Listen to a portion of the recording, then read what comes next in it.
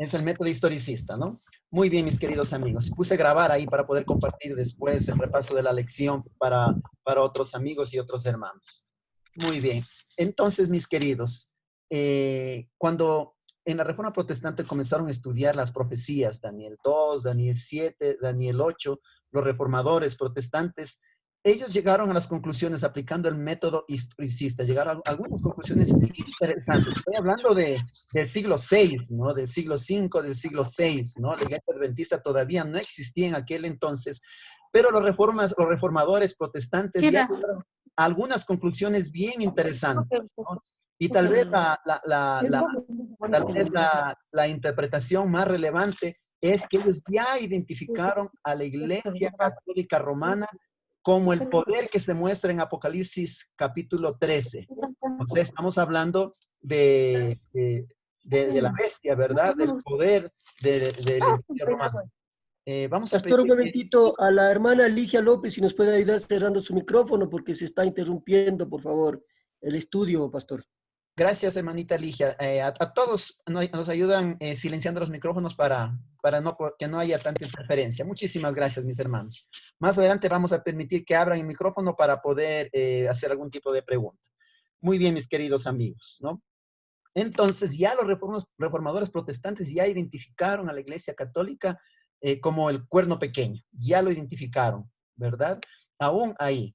Es lo que la Iglesia Adventista también ahora, ¿verdad? Actualmente, oficialmente, sigue este método de interpretación que usaron los reformadores y que está basado, no tanto en los reformadores, sino está basado en la manera como Daniel interpretaba la Biblia. Estoy hablando de Daniel 2, 7 y 8. Cuando uno analiza Daniel 2, 7 y 8, nosotros miramos ahí la aplicación del método de interpretación historicista. ¿En qué consiste el método de interpretación historicista? Consiste en interpretar las escrituras en una secuencia a lo largo del tiempo, ¿no? Históricamente, ¿no? Pasado, presente y futuro. Por ejemplo, la estatua que soñó Nabucodonosor, la estatua de Daniel, ¿no?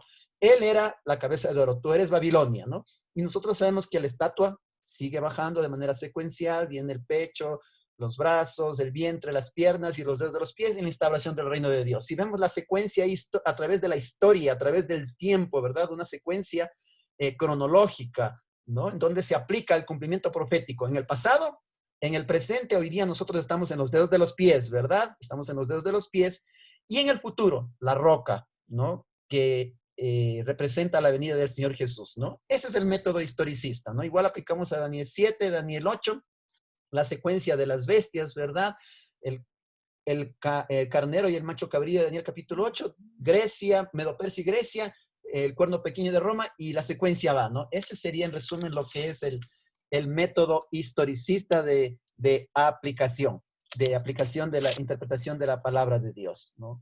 Ahora, mis queridos hermanos, con el surgimiento de la Reforma Protestante y la instauración, vamos a decir así, la nuevamente estudio de la Biblia a través del método historicista, la Iglesia Católica no se quedó atrás. ¿Qué hicieron ellos? Ellos hicieron una especie de lo que se llama la contrarreforma, en donde los teólogos de la Iglesia Católica eh, comenzaron también a dar una respuesta. Pero antes de eso, nosotros sabemos que la Iglesia Católica aplicó el método, ¿no? de la Inquisición, de la persecución, ¿no? Para poder, vamos a decir así, controlar la situación. Y esto motivó a que un grupo de personas huyan prácticamente de Europa, ¿no? De la Europa medieval y huyan hacia lo que conocemos ahora como Estados Unidos, donde se instauró esa nación con libertad, donde ellos podían estudiar la Biblia sin ese riesgo, ¿no? De lo que implicaba la Inquisición, la cárcel y la muerte mismo por no estar de acuerdo con la iglesia dominante de aquel entonces, ¿no? Y fue en esta época, ¿no? Ya en América, aquí libres del peligro de la Inquisición, donde se escribieron muchas obras, ¿no? De Daniel, de Apocalipsis, ¿no? Obras muy importantes bajo el lineamiento del método de interpretación historicista, mis queridos amigos, mis queridos hermanos. O sea, el método de interpretación historicista está en la Biblia, la usaron los reformadores protestantes, ¿no? Antes de la iglesia adventista. mucho antes que la Iglesia Adventista comience a aplicar este método de interpretación, ya había sido usado por Daniel en la Biblia, por los reformadores protestantes. Así comenzó la Iglesia protestante, la Reforma protestante, a través del uso del método historicista. Entonces la Iglesia Católica no se quedó quieta, entonces viene lo que se llama la Contrarreforma, y los teólogos católicos eh, comenzaron a presentar los otros métodos de interpretación que hoy día nosotros los conocemos. Estoy hablando de el jesuita español Luis de Alcázar, quien formuló el preterismo. ¿Qué quiere decir el preterismo? En pocas palabras, la profecía se le interpreta en el pasado, dice, ¿no? La interpretación profética en el pasado. Y más adelante vamos a hablar un poquito más, ¿no? El otro método de interpretación profética lo presentó también otro jesuita español, Francisco Rivera. Él presentó el método de interpretación profética futurista. ¿Qué dice él? Que las profecías de la Biblia se interpretan a futuro y hay un espacio de 3 años y medio en donde la profecía se va a cumplir. O sea, es para futuro. Entonces, el uno dice las profecías son para el pasado y el otro dice las profecías son para el futuro. Cuando ellos formularon estos métodos de interpretación, estamos hablando del siglo VI, quedaba fuera la iglesia medieval, ¿no? Ellos decían, profecías para el pasado o profecías para el futuro, una de dos, ¿no? Y ellos quedaron como libres, ¿no? Como que no tenían nada que ver, ¿no? Al inicio, cuando ellos plantearon estos métodos de interpretación, prácticamente no recibieron tanta acogida, vamos a decir así, ¿no? Fue leve, nomás la gente estaba convencida del método historicista, pero a medida que fue pasando el tiempo, en los siglos siguientes, ya bajo lo que se llama, ¿no? El enfoque histórico crítico, ¿verdad? Ya las cosas comenzaron a cambiar, ¿no? El preterismo comenzó a hacerse fuerte, no solamente en la Iglesia Católica, sino también en la Iglesia protestante, mis queridos, ¿no? Tanto la Iglesia Católica ya como protestante comenzaron a abrazar ya el preterismo, ¿no? Con el enfoque histórico crítico. El enfoque histórico crítico prácticamente comienza a descartar, ¿no? Lo que es el enfoque predictivo, la profecía predictiva, ¿no? Comienzan, que eso lo afirma el método historicista, ¿verdad? Y entonces comenzaron a desalinearse, a abandonar el método historicista.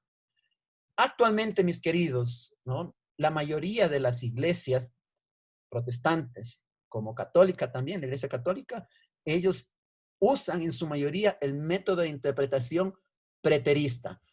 Algunos usan también el método de interpretación futurista, ¿no? Donde dice que las profecías se cumplen a futuro y ellos hablan, ¿no? De que el milenio, hay un periodo de 1000 años antes de la segunda venida, ¿no? Eso lo apunta el método futurista. Muy bien. ¿Cuál es el problema, mis queridos, con estos dos métodos de interpretación? El preterista y el futurista, ¿no? Cuando interpretamos a través del método preterista, ellos qué dicen en cuanto al cumplimiento, especialmente del cuarto poder en la secuencia de imperios. Estoy hablando del imperio romano, ¿no? Del imperio romano. Nosotros sabemos, al estudiar Daniel 2, 7 y 8, miramos la secuencia a través de la historia, ¿verdad? Babilonia, Medo-Persia, Grecia y Roma, ¿no? Eso es histórico, eso nadie lo quita, mis queridos, eso nadie lo va a negar, ¿verdad? Y Roma, ¿de acuerdo? Entonces, el imperio, estamos hablando de Roma, el imperio, inicialmente, la Roma de los Césares, ¿verdad? Pero cuando nosotros estudiamos a través del método historicista, nosotros descubrimos que el imperio romano tiene dos fases, ¿no? El imperio en la fase 1, que es la Roma pagana, la Roma de los Césares, pero cuando ya la Roma de los Césares decayó, surge ahora la misma Roma, pero de otra manera, ¿no? Es lo que nosotros identificamos como la Roma papal, a través de la interpretación del cuerno pequeño, tanto de Daniel 7, tanto de Daniel capítulo 8. Eso es la interpretación histórica, historicista, ¿no? Pero ¿qué dice el preterismo? La interpretación pretérica dice que la profecía se cumple en el pasado. Y cuando en el preterismo comienzan a interpretar el cuerno pequeño, ellos dicen, ¿no? que el cuerno pequeño surge de uno de los 4 cuernos del macho cabrío, en este caso de Daniel capítulo 8. El cuerno pequeño surge del macho cabrío o de uno de los generales que reemplazaron a Alejandro Magno, el gran emperador griego, ¿no? Etcétera. Bueno, y ellos dicen así, ¿no? Entonces, este cuerno pequeño surge de uno de los 4 cuernos de los generales de Grecia y entonces ellos aplican a este cuerno pequeño como el famoso emperador Antíoco Epífanes, ¿no? Dice, él es, ¿no? El cuerno pequeño, bajo el método de interpretación preterista. ¿No? Pero bajo el método de interpretación historicista al cual nosotros aplicamos, cuando nosotros estudiamos la palabra de Dios, ahí en Daniel capítulo 8, el cuerno pequeño no sale de uno de los 4 cuernos o de uno de los 4 generales o 4 reyes. El cuerno pequeño sale, como dice el versículo que le antecede, de uno de los 4 vientos, de los puntos cardinales. Y entonces ahí sí cambia la historia de la interpretación de esta profecía, ¿no? Ese cuerno pequeño no surge de los 4 cuernos o de los 4 generales, sino surge de uno de los vientos, ¿no? Surge uno de los vientos y ahí sí comienza a cuadrar la profecía. Ahí sí comienza a cuadrar la profecía y entonces ese cuerno pequeño cuadra con el papado. Ese cuerno pequeño cuadra con el papado. Hay otras evidencias, ¿no? Que en la escuela sabática presenta en donde Antíoco Epifanes no cuadra, ¿no? Con la profecía bíblica, ¿no? Por ejemplo, Antíoco Epifanes fue un emperador débil, en cambio, la Biblia describe como alguien grande, como alguien poderoso, aunque es verdad que él actuó, ¿verdad?, en Jerusalén y en una época que él actuó, es verdad que se dejó los sacrificios, dejó de funcionar el santuario, ¿no?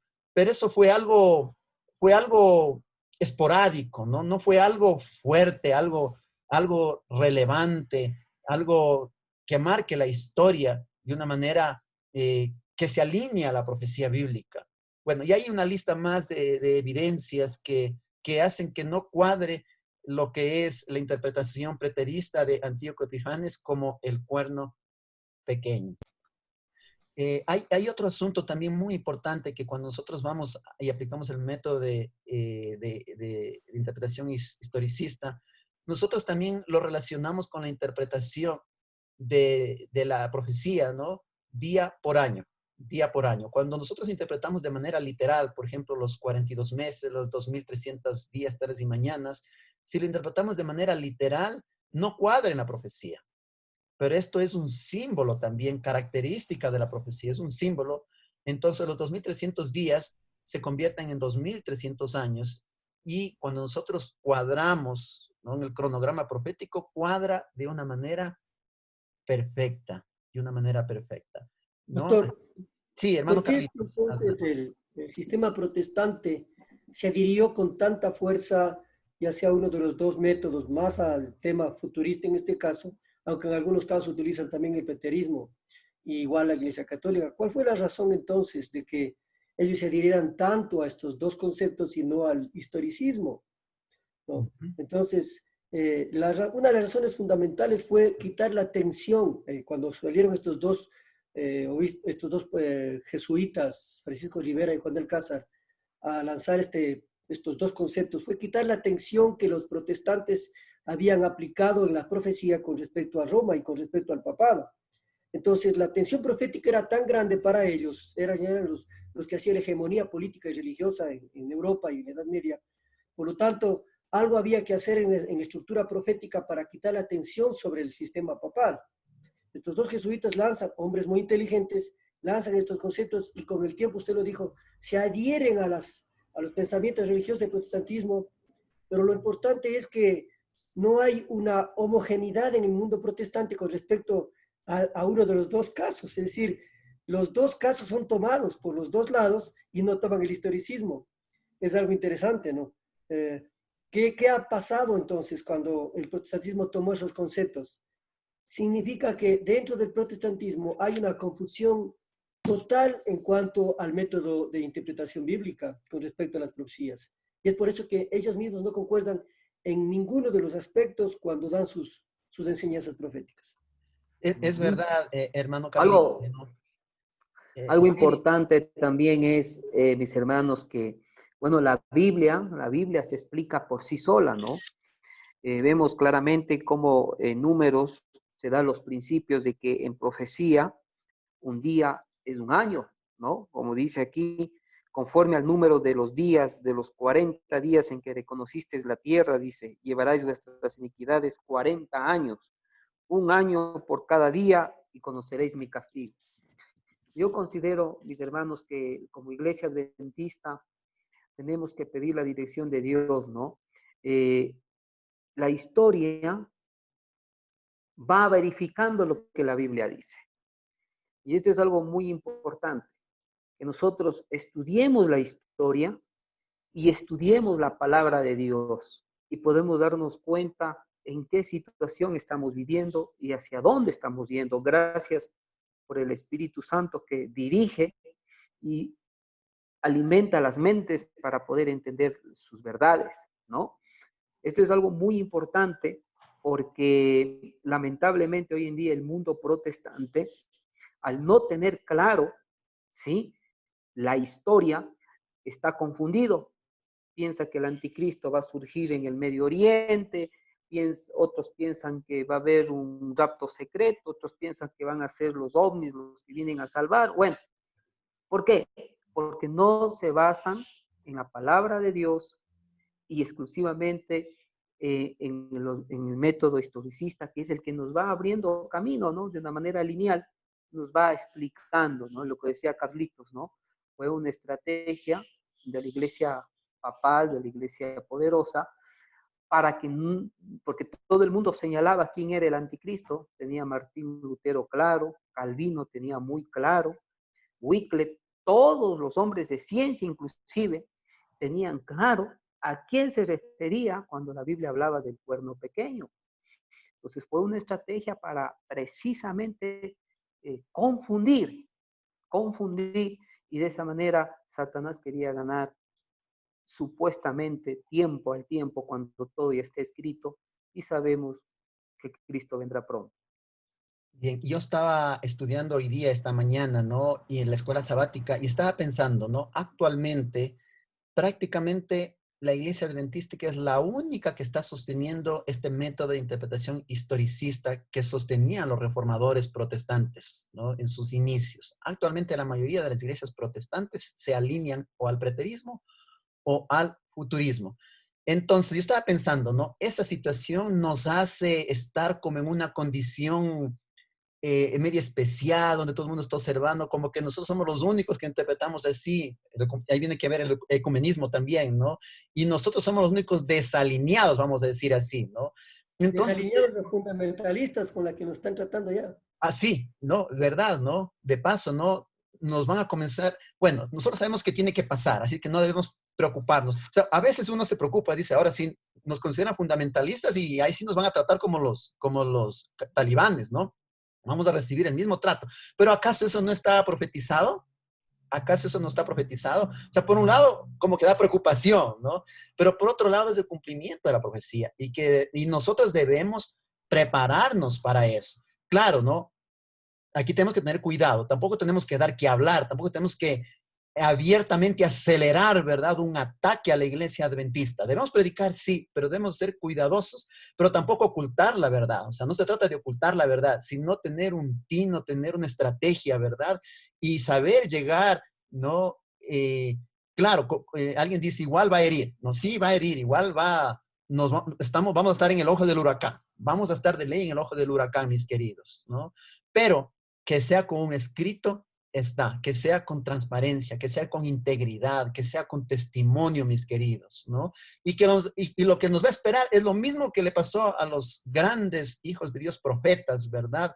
De la Biblia mismo, ¿no? Los apóstoles, ¿verdad? ¡Qué integridad!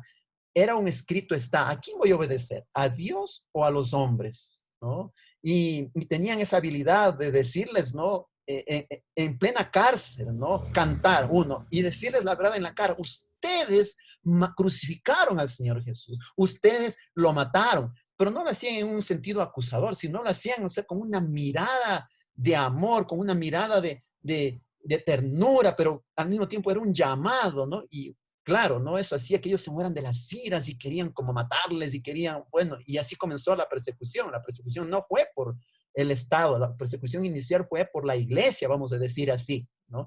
A diferencia de que en el final de los tiempos va a volver a pasar lo mismo, ¿no? Y nos van a decir, ¿no? ¿Y cómo si ustedes no se alinean? ¿Por qué creen que el cumplimiento profético del cuerno pequeño es el Papa, ¿no? ¿Por qué ustedes están en contra de lo que todos interpretamos, ¿no? Y ahí nos van a sentar ahí. ¿Nosotros qué vamos a decir ahora? La cámara, punto. Eso va a pasar de aquí a poco. Eso va a pasar de aquí a poquito tiempo, mis queridos, ¿no? Entonces, eso quiere decir que nosotros debemos prepararnos. Debemos prepararnos. Más que toda la preparación debe de ser bien espiritual, una consagración íntegra del Señor, ¿no? Claro, alineado también al estudio de la Biblia, ¿no?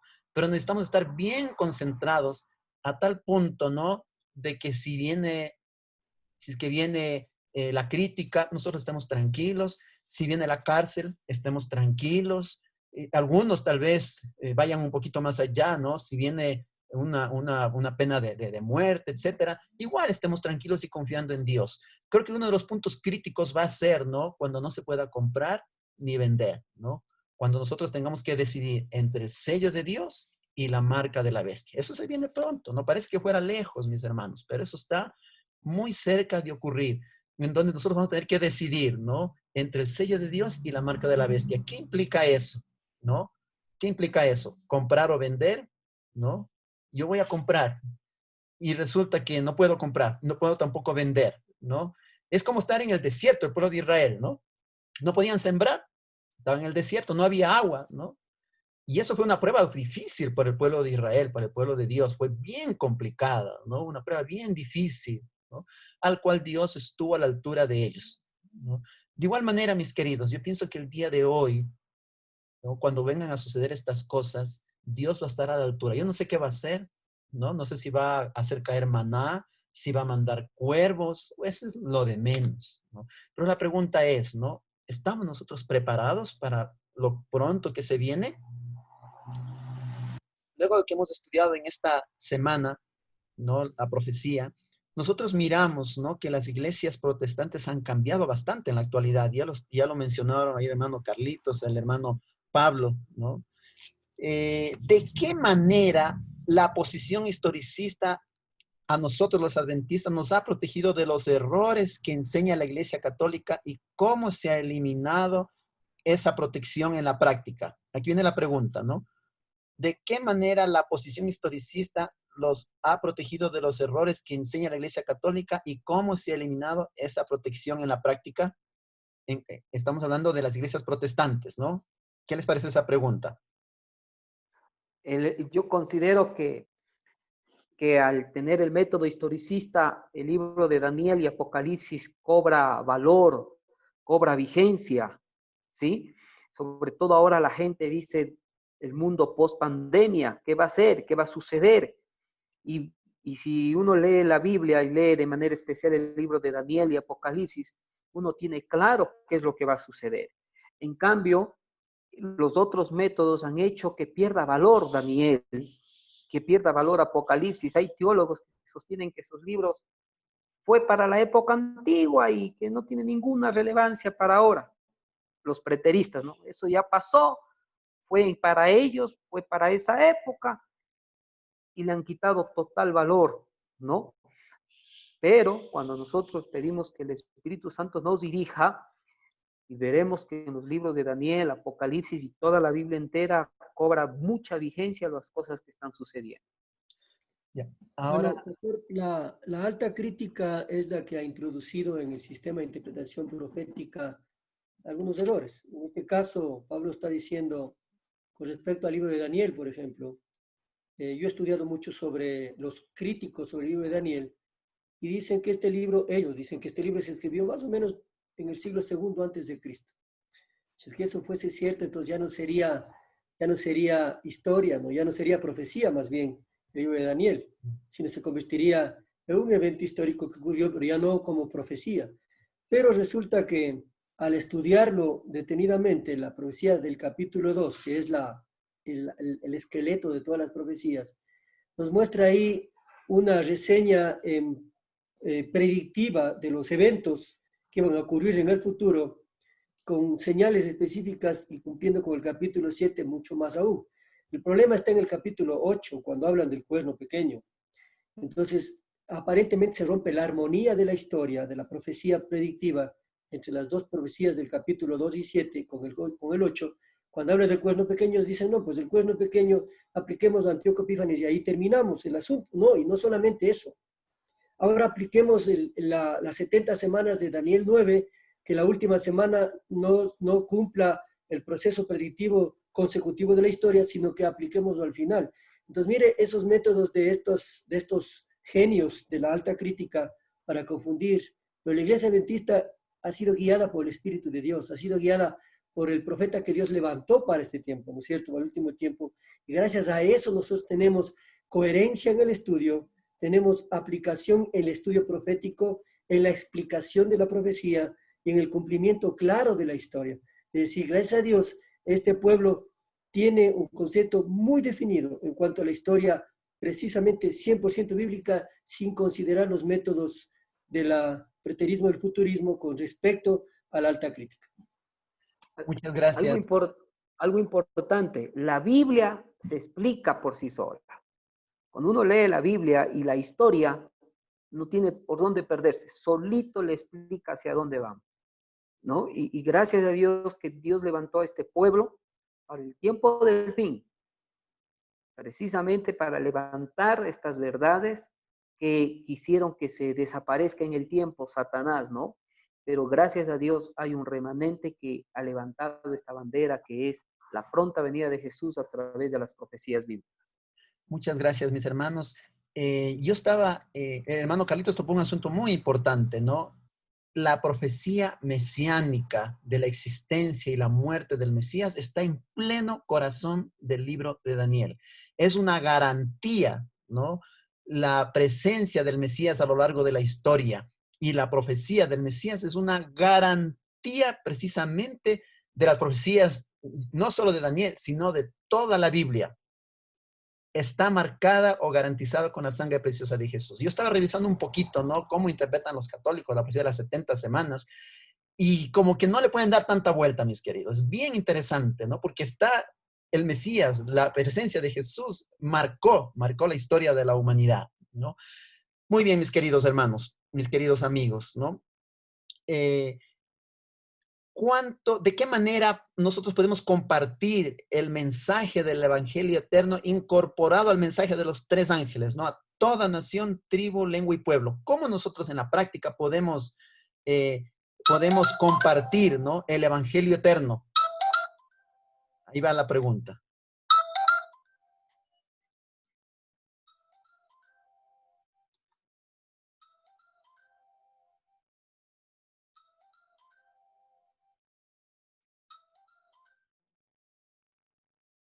¿Cómo nosotros podemos compartir el mensaje, ¿no? Del Evangelio eterno incorporado al mensaje de los tres ángeles? De pronto, haciendo un pequeño resumen, cuando nosotros vamos a Apocalipsis, nosotros tenemos dos escenas bien marcadas. La una es la cosecha, la intervención de la hoz, que representa la segunda venida del Señor Jesús. Pero antes de la segunda venida del Señor Jesús, el juicio, ¿verdad? El fin del tiempo, aparece la escena del mensaje que tiene que ser predicado a la humanidad antes de la venida del Señor Jesús. Y ahí entra, ¿no? El mensaje de los tres ángeles a toda nación, tribu, lengua y pueblo, ¿no? Temed a Dios y darle gloria porque la hora de su juicio ha llegado, ¿no? Ahí se comienza a entrelazar, ¿verdad? El mensaje de los tres ángeles. ¿Cómo nosotros podemos, como adventistas del séptimo día, incorporar este mensaje del Evangelio eterno a toda nación, tribu, lengua y pueblo? Esa es la pregunta.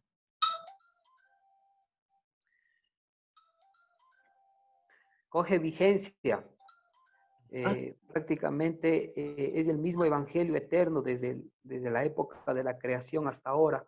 Coge vigencia. La Biblia dice, vi volar en medio del cielo. Nos está hablando de la importancia de predicar este Evangelio en todo el mundo antes que venga el día final, ¿no? Entonces, a partir de 1844, toma mucha fuerza esta predicación y surge un pueblo surge un pueblo en la tierra, ¿sí? Que comienza a predicar estas verdades, como es el santuario celestial, como es la ley de Dios, como es la gracia salvadora de Dios, inclusive la luz que va recibiendo más adelante este pueblo, como la reforma pro salud, como la vida en el campo, son precisamente ya la luz preparando pues para el encuentro con Jesús, ¿no? O sea, es paulatino.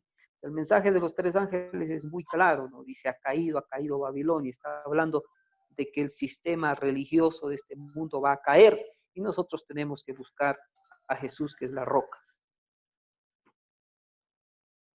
Bien, muchísimas gracias, hermano Pablito. Hay algo muy importante que nosotros podemos destacar. Hay algo muy importante que nosotros podemos destacar es precisamente, ¿no? La iglesia adventista firmemente se mantiene en el método historicista, a diferencia de la mayoría de las iglesias. Eso nos pone, por un lado, en el ojo del huracán, ¿verdad? A todos nosotros. Y bueno, no hay por qué alarmarse, más bien ahora hay que agarrarse de las manos de Dios para permanecer fieles hasta el final de los tiempos. Pero mis queridos hermanos, somos una iglesia que hay que reconocer, se han cometido algunos errores, eh, tal vez por la emoción, por el entusiasmo, ¿verdad? De querer llevar el mensaje a toda nación, tribu, lengua y pueblo. Hemos cometido algunos errores en la manera de evangelizar, pero eso nos lleva a que nosotros podamos hacer reajustes que la iglesia los está haciendo, ¿verdad? Y poder mantenernos en unidad, mis queridos, ¿no? Mantenernos en unidad ahora más que nunca para poder eh, con un solo frente predicar el evangelio eterno, ¿no? ¿De qué estoy haciendo referencia, no?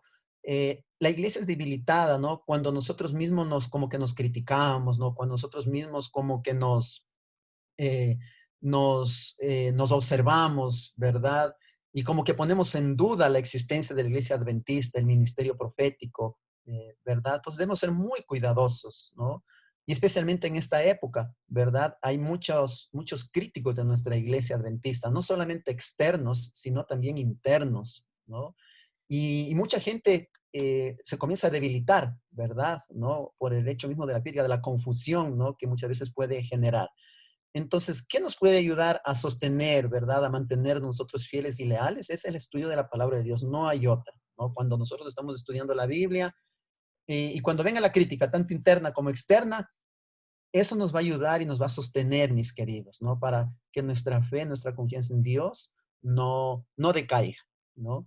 Y que lo que dijo Jesús, ¿no? Yo ya lo había dicho con anterioridad, para que cuando suceda, entonces ustedes crean. Que entonces, mis queridos, cuando suceda lo que se va a venir es para que nosotros creamos, para que mantengamos nuestra fe, nuestra confianza en Dios, aunque muchas cosas son difíciles, ¿no? Imagínense, yo me pongo a pensar ahora, ¿no? Yo estar en la cárcel, ¿no? O yo enfrentar una pena de muerte. Yo me pongo a pensar, Señor, ¿será que voy a poder resistir? ¿Será que voy a poder mantenerme fiel a ti? No, ahora como que es fácil mantenerse fiel, ¿no? Nadie, tú puedes predicar, nadie te dice nada. Yo voy a poner esto al vivo también. Voy a poner lo voy a publicar en YouTube esta lección de la escuela sabática para que todo el mundo lo vea. Y hemos hablado algunas cositas bien delicadas, ¿no? Y va a estar, por ahora va a estar en el YouTube, ¿no? Para que todo el mundo lo pueda ver. Hay libertad todavía, ¿no? Pero cuando ya perdamos la libertad, ¿no? ¿Cómo va a ser nuestra fe? Yo me pongo a pensar a veces, ¿no? Y a veces me asusto. ¿Será que voy a tener fuerza? ¿Será que yo voy a estar en condiciones, ¿no? De mantenerme fiel al Señor, especialmente en los momentos difíciles? Mis queridos, que Dios los bendiga abundantemente. Que el tema del día de hoy haya servido, mis queridos, para ubicarnos, ¿no? En medio de la historia, para ubicar el rol, el papel de la iglesia adventista a diferencia de las otras iglesias.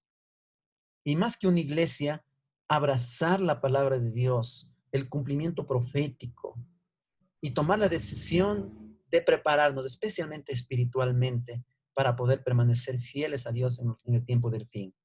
Y también, mis queridos, para que nosotros, que tenemos la confianza del Señor al darnos la verdad presente, el mensaje de los tres ángeles, oremos para que Dios nos dé la sabiduría para ir y hacer lo que tenemos que hacer en este tiempo.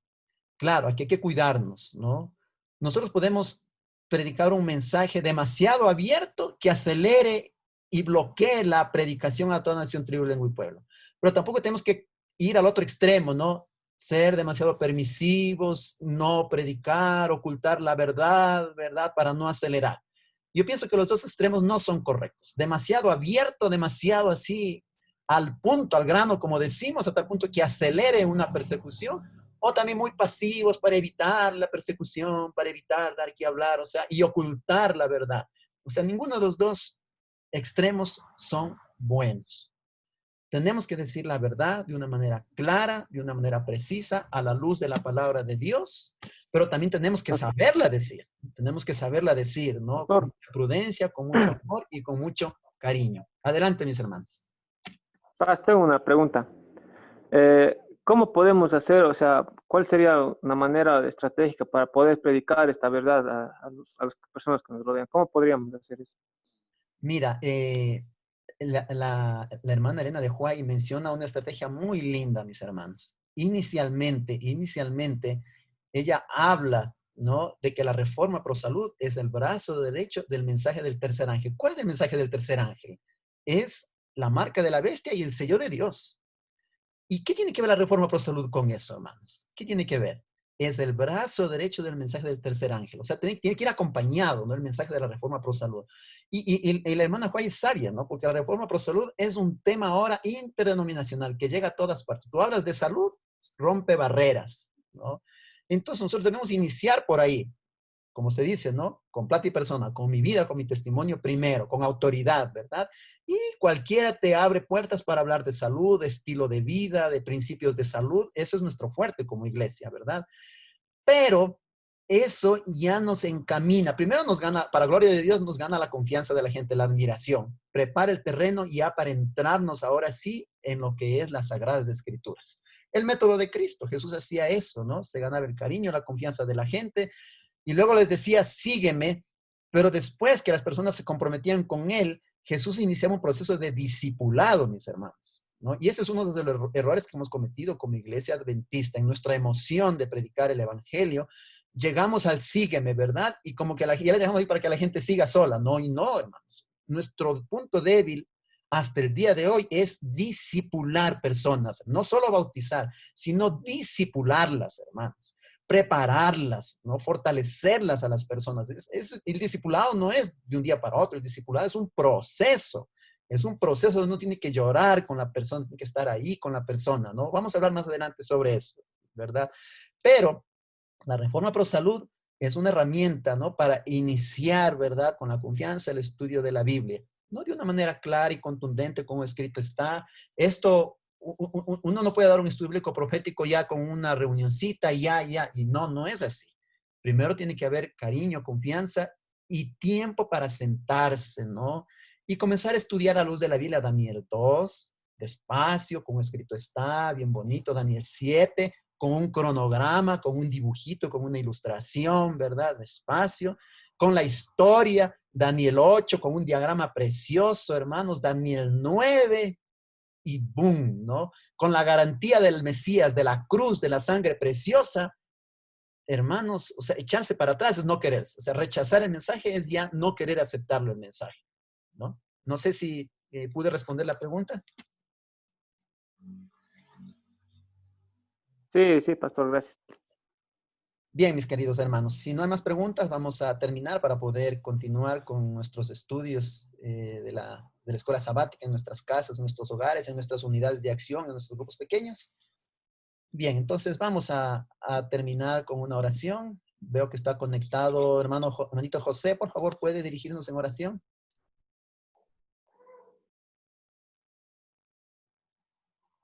Listo, pastor. Vamos a Gracias. orar.